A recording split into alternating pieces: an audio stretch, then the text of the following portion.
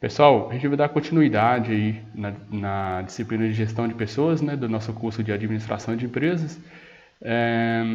Vamos iniciar aqui. Antes de iniciar o conteúdo, eu coloco sempre uma frase, né, para motivar a galera.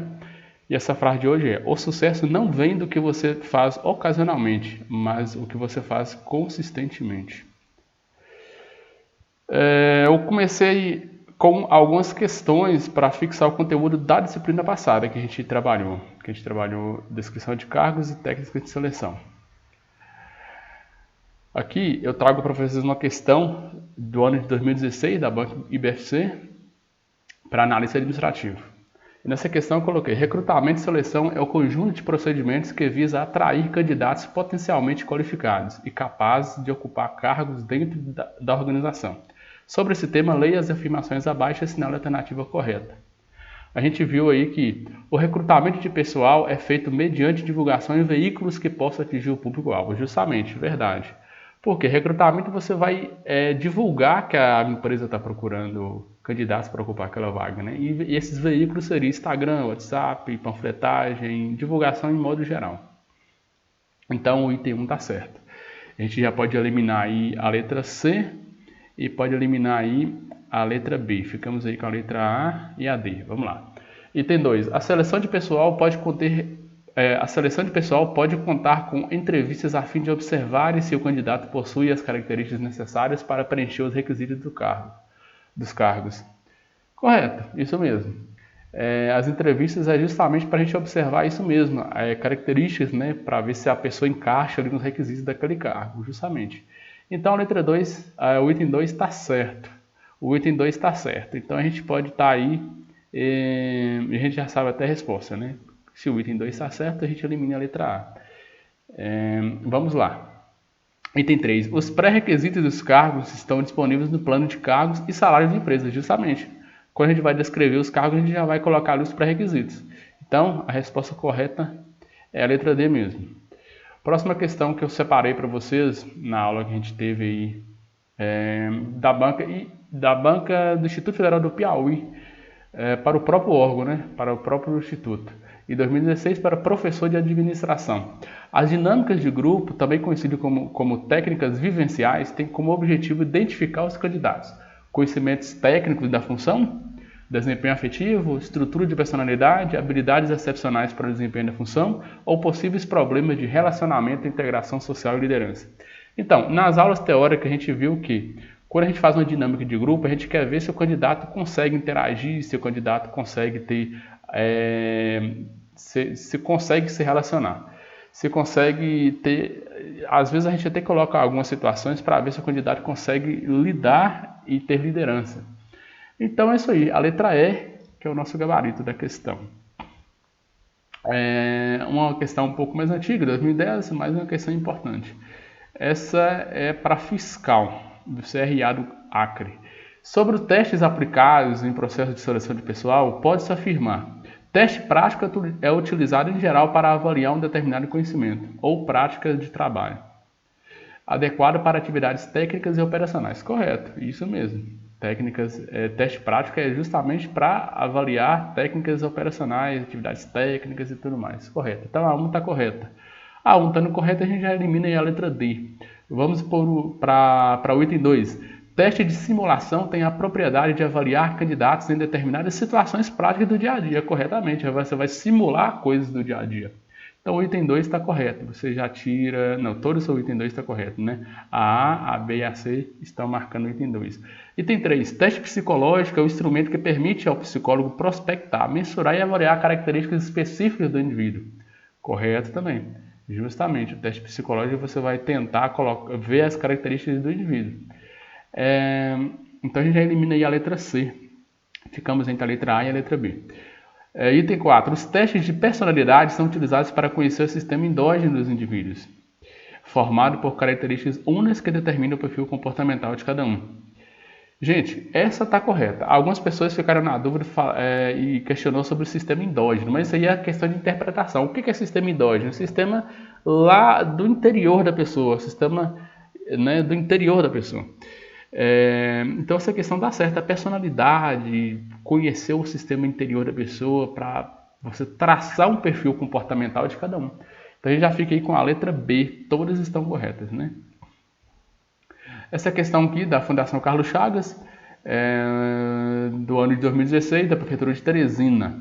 No bojo do processo de recrutamento e seleção de pessoal, uma das abordagens comumente utilizadas consiste em questionar o candidato a respeito de sua conduta e reações em determinadas situações pretéritas, ou seja, situações do passado. Na forma de entrevista, o quê? Entrevista comportamental, porque a gente vai trabalhar sobre questões de conduta, reação, as palavras-chave, conduta, reação, situações do passado. Isso a gente vai trabalhar mais entrevista comportamental. Vamos lá, continuar aqui com uma questão recente, de 2021, da banca FGV, Fundação Carlos Chagas, para analista do setor de recursos humanos. O processo de gestão de pessoas que desenha e descreve as atividades dos cargos de uma organização é conhecida como, pessoal, essa simples e fácil, aplicar pessoas, porque quando você vai desenhar os cargos, você vai ali alocar as funções de cada cargo e vai aplicar pessoas nos cargos, né? Agregar pessoas não, agregar pessoas seria mais na questão de recrutamento, manter pessoas seria mais na questão de treinamento, recompensar pessoas seria mais salarial, né? A questão que a gente vai ver mais de técnicas salariais. E desenvolver pessoas é desenvolvimento de pessoas nas empresas, né? Questão bem tranquila. E no encontro de hoje, a gente vai trabalhar sobre treinamento e desenvolvimento de pessoas nas organizações e gestão e métodos de treinamento, administração da remuneração. Vamos lá. No encontro a gente fez ali um bate-papo, né, sobre o seu primeiro dia de trabalho, né? Como foi o seu primeiro dia de trabalho? Para vocês acadêmicos da área de administração, a gente sabe que muita gente já trabalha, né? E a gente comentou que no primeiro dia de trabalho, muitas vezes o novato se sente confuso, isolado, porque talvez falta ali alguém capacitado para treinar, alguém com tempo para treinar, falta alguém ali com experiência para te ajudar, para te orientar. Então a gente comentou um pouco sobre isso. E depois a gente foi e conversou também sobre treinamento e desenvolvimento. Vamos lá. São processos que têm como objetivo proporcionar aos funcionários informação, capacitação, compreensão da organização e suas metas. Esse treinamento e desenvolvimento é para isso. É um processo que faz com que o funcionário tenha informação antes de iniciar o treinamento, antes de iniciar o trabalho, né? Além disso, o treinamento e desenvolvimento destina-se a ajudar o funcionário a continuar contribuindo de forma positiva com um bom desempenho. Ou seja, você está treinando para ele também ajudar a empresa nesse sentido. Treinamento e desenvolvimento. Vamos continuar aqui nesse tema. A orientação destina-se a mostrar ao funcionário o rumo compatível com a missão, meta e cultura. Ou seja, quando você dá a orientação ao funcionário do que é a missão, a meta e a cultura, aí sim você vai estar colocando na cabeça daquele funcionário qual que é o objetivo da empresa. Aí ele vai compreender aquilo e depois você vai partir para o treinamento. Em algumas empresas, antes do funcionário partir para o programa de treinamento, né, eu acabei de adiantar, é submetido a sessões de orientação para conhecer melhor a organização e perceber o tipo de trabalho que espera por ele. Aí temos aí uma sutil diferença entre treinamento e desenvolvimento. Treinamento ajuda o funcionário a realizar melhor o trabalho que ele já executa. Já o desenvolvimento, ele prepara o funcionário para o futuro. Ele enfatiza o aprendizado e o crescimento pessoal. Então não confunda, tem uma sutil diferença entre treinamento e desenvolvimento. Aí eu coloquei aqui uma figura que fala sobre treinamentos iniciais e treinamentos periódicos. Treinamentos iniciais requer que faça o treinamento antes de ser desenvolvido os trabalhos pelos trabalhadores, ou seja, antes das atividades serem desenvolvidas, você vai fazer um treinamento inicial. Os treinamentos periódicos, a gente vai separar entre periodicidades estabelecidas pelas normas regulamentadoras específicas. Eu até citei na aula sobre, por exemplo, você trabalhar em um posto de gasolina. Aquele funcionário que trabalha como frentista, ele tem as normas, as normas regulamentadoras de tempos em tempos ele fazer um treinamento com benzeno, né, com produtos químicos, primeiros socorros, enfim. E caso essa norma não especifique uma periodicidade, aí fica a critério do empregador. Agora, o outro lado, de acordo com a situação que motivou, por exemplo, a ocorrência de acidente grave, a pessoa ficou afastada por muito tempo, aí quando ele retorna na empresa, ele precisa passar por um treinamento para que ele consiga estar desenvolvendo novamente os trabalhos dele. Ou a mudança de local, mudou de local, ele precisa estar treinando ali, colocou mais maquinários novos, enfim. Ok, vamos lá. E orientação, os sociólogos chamam de socialização. A socialização ocorre quando o novo funcionário aprende as normas, valores, os procedimentos de trabalho, os padrões de comportamento e vestimenta esperados em uma organização.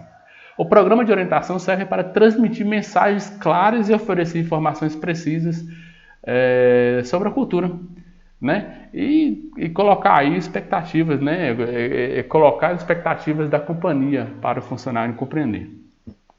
O objetivo da orientação é redução de ansiedade. A gente até comentou, né, que aquele funcionário novo que entra, ele fica apreensivo, será que eu vou dar conta? Será que eu vou conseguir desenvolver? E quando ele já entra na empresa e tenha uma pessoa para colocar ali uma cartilha, um vídeo, um texto para orientar ele, conversar com ele em particular, mostrar aí a missão da empresa, orientar bonitinho aí, ele vai ter o quê? Uma redução de ansiedade, né? E reduzindo a ansiedade, o funcionário vai conseguir trabalhar, vai conseguir desenvolver o trabalho e vai diminuir o índice de rotatividade, porque aquele funcionário não vai sair da empresa quando ele é bem orientado e bem treinado. E vai economizar tempo, porque quando você trabalha com treinamento, você já coloca o funcionário para fazer o trabalho e ele vai economizar tempo, porque pensa só, se o funcionário começar a aprender por si só, ele demora muito tempo. E você também coloca na orientação as expectativas realistas. Você fala assim, ó, funcionário, aqui a realidade é essa, e funciona dessa forma, expectativas realistas para ele. Teoria do aprendizado e treinamento. Os participantes do treinamento precisam estar motivados para aprender, é importante. O treinamento deve ter a capacidade para aprender, o participante deve ter a capacidade para aprender. O aprendizado deve ser reforçado, ensina 1, 2, 3 vezes, mas reforça aquele aprendizado. O treinamento deve proporcionar oportunidade prática do material oferecido. O material apresentado deve ter sentido. Se você apresentar um vídeo, um slide, ele deve ter sentido, ele deve fazer sentido para aquela função que ele vai exercer. O material deve ser comunicado de forma eficaz, ou seja, você tem que passar o conteúdo didaticamente, né? Tem que ser de forma eficaz. O material ensinado deve ser aplicável no ambiente de trabalho. Você precisa que aquele material seja um material que vai ser aplicado na realidade. E eu coloquei uma curiosidade que o treinamento das atividades de dia a dia é o método mais usado. Estima que 60% dos programas adotam esse tipo de treinamento. O que é treinamento de você levar aquela pessoa às atividades do dia a dia? Ou seja, você vai fazer aquele treinamento com atividades do dia a dia com o funcionário. Embora esse programa seja aparentemente simples e relativamente barato, se não aplicado de forma correta, pode acarretar custos elevados. Ou seja, se você não treinar a pessoa bem treinada, ela pode danificar máquinas, pode deixar clientes insatisfeitos. Né? Se você não treinar alguém na venda, ela pode não conseguir vender de acordo, aí vai ter clientes insatisfeitos. Formulários arquivados em local errado, ou seja, se você não treinar bem a pessoa, ela pode chegar no escritório e bagunçar. E um trabalhador mal treinado é um prejuízo para a empresa, né? Aí eu passei o desafio para vocês, aí vocês leiam o desafio, eu até coloquei aqui um textinho para iniciar o desafio, e a gente vai, e na nossa turma a gente vai dividir aí o grupo em 3 grupos. Nessa turma tem 30 alunos, dividam em 3 grupos de 10, 10, 10, aí cada grupo vai ficar responsável por um tema. Esse tema é um tema que está voltado aos métodos de aprendizado, que é o tema humanista, cognitivista e behaviorista. A gente vê isso mais em licenciatura e pedagogia, mas como no curso de administração a gente está tratando o assunto de treinamento, e treinamento é ensinar, então dessa forma vocês precisam fazer uma pesquisa mais aprofundada sobre isso. Então, esses 3 grupos vão escolher entre humanista, cognitivista e behaviorista. Né? Eu até adiantei logo lá no grupo, lá do nosso grupo do WhatsApp, eu já separei os grupos. E vocês vão fazer uma pesquisa e colocar pontos positivos e negativos de cada um, né? Os pontos positivos de humanista, os pontos negativos de humanista. O grupo que ficou com cognitivista vai colocar os pontos positivos de cognitivista e os pontos negativos de cognitivista. E por aí vai. Como que vocês vão fazer para entregar esse trabalho para a gente? Você vai colocar aí um texto de 30 linhas, ou um vídeo de 2 minutos e 30 segundos, ou um podcast, um áudio, né? Ou uma apresentação PowerPoint de 10 slides. Podcast de 1 minuto e 30. Vocês têm aí a internet para pesquisar e também temos a nossa biblioteca, que já coloquei o link, biblioteca.alfaunipac.com.br. Você tem lá vários livros para estar elaborando o trabalho, ok?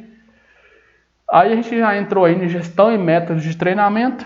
Eu citei o autor, Ivan Kevik, né, o autor aqui de 2011, ele destaca os principais métodos. Existem outros, mas os principais que ele destaca de treinamento é isso.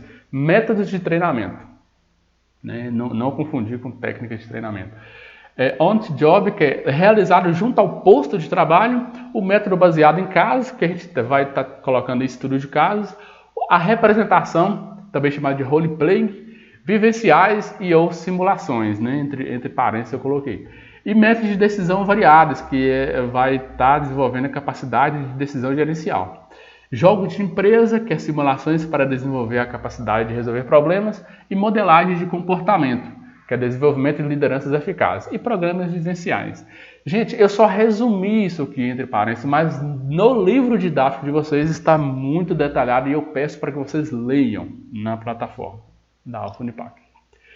E o desafio 2, eu vou conversar um pouquinho sobre o desafio 2, que existe método de treinamento, que a gente pode colocar aí o método prático, on-job, atividades rotineiras na função, método conceitual, método de simulação, de comportamental, que é o coach, mentor, e o e-learning, que é o método de treinamento à distância. Eu até coloquei uma imagem aí, que esse método pode ser híbrido, né? Que a gente pode colocar presencial, o e-learning, que é a palavra difícil, né? E-learning, que é AD, ou híbrido, que é os dois juntos, um pouco presencial, um pouco EAD. E o desafio vai pedir vocês justamente isso. Eu coloquei um texto aí para estar introduzindo aí o desafio, e vocês dá pause no vídeo, para o vídeo não ficar muito longo, e leiam, e a gente já parte aí para o desafio. Nesse sentido, peça para que os alunos entreguem individualmente, pessoal, dessa vez é individualmente, em um documento Word, os pontos positivos e os pontos negativos do método de treinamento e-learning, como método de treinamento apresentado no capítulo do livro do Nosso Modo. Ou seja, você precisa ler o capítulo e vai colocar aí, apontar os métodos positivos e negativos, ok? Simples demais essa parte 2 do desafio desse roteiro 3. E também a gente entrou aí em administração da remuneração, que é simples para compreender, que é um conjunto de práticas que visa o desenvolvimento de uma remuneração compatível com as atividades realizadas pelo colaborador na organização, quanto com o mercado de trabalho. Ou seja, você vai olhar tanto a compatibilidade entre o trabalho que ele oferece e tanto o mercado de trabalho. O mercado de trabalho está pagando quanto para profissionais na área de contabilidade, na área de medicina. Então você vai ver aí o mercado de trabalho e ver a compatibilidade do trabalho dele para a organização. Aí eu coloquei aí uma tabelinha que vai mostrar aí o tipo de remuneração fixa, que é o somatório de salários, benefícios e bônus, a remuneração variável, que é a participação nos lucros, ou seja, vai variar. Conforme você vai vendendo, você vai ganhando. Conforme você vai vendendo, você vai participando dos lucros. E tem a remuneração estratégica, que a empresa vai usar aí, como, por exemplo, participação dos lucros no final do ano, remuneração por habilidade, por competência, as ações e por aí vai. E temos aí, eu achei interessante, né? Temos aí uma definição da CLT, né, que é a consolidação das leis trabalhistas, que fala que remuneração se trata de parcelas contraprestativas devidas e pagas pelo empregador ou por terceiros ao funcionário em função do contrato de trabalho. É simples, isso foi só achei interessante colocar aí uma definição. Aqui temos algumas definições conforme alguns autores, e depois vocês dão uma pausa e leem, porque é mais é leitura mesmo. E eu coloquei aqui que a remuneração fixa, a RF, é a junção, né, a soma de salário fixo, de abonos, benefícios e bônus. Esses benefícios, ele pode ser chamado de remuneração indireta, ou seja, salário indireto. E o que são esses benefícios? Esses benefícios podem ser assistência médica, seguros diversos, pensões, planos de educação, auxílio para curso de línguas e etc. Pessoal, finalizei aqui a apresentação da aula que a gente teve uma aula um encontro pelo Google Meet. Então, todo final de aula eu coloco para vocês leiam e praticam a leitura para vocês compreenderem melhor o conteúdo e conseguir aí ter êxito no curso de administração, para que vocês possam ser profissionais de excelência. Obrigado e até a próxima.